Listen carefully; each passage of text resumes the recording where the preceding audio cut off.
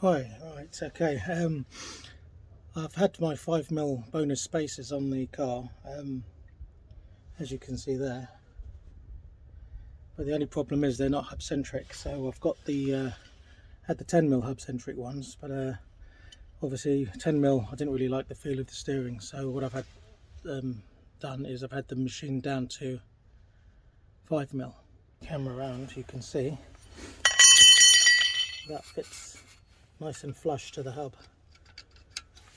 but there's only a very tiny bit of lip sticking out there. I think it's about 5mm, but it's not enough to let the wheel sit into the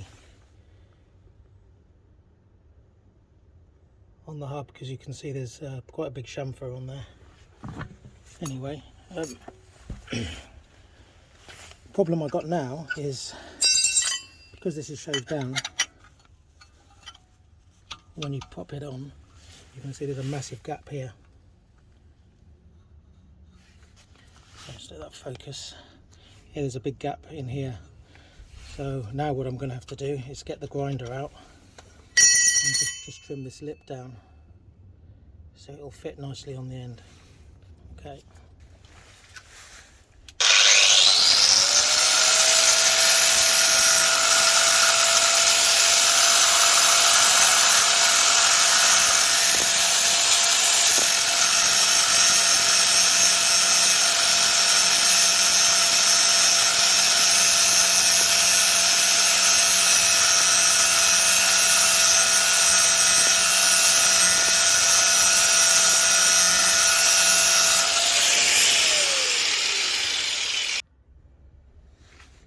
Right, as you can see now, I've trimmed the lip down.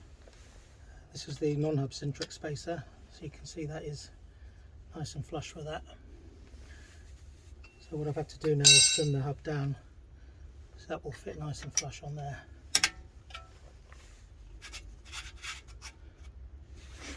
Now the wheel can sit onto this Hubcentric lip, and this is sitting on that lip.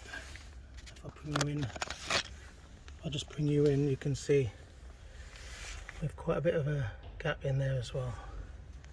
So all in all, I'm quite pleased with that. Let's just see how much space I have got.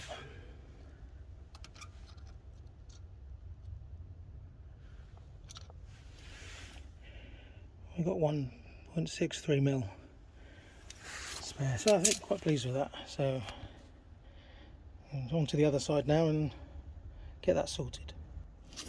Right, that's grounded down now.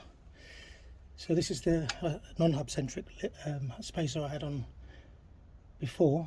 The hub was sticking out a tiny bit, about 4mm. It wasn't enough for the wheel to sit on because of the chamfer on the wheel is quite large. So what I've had done now, because that's 10mm shaved down to 5, I've kept the Hubcentric lip because the inside will be touching that. There'll be a gap in between the spacers, so that will just sit nicely on there now. There you go. Just pop the wheel back on and everything's all Hubcentric now, so that's the way it should be.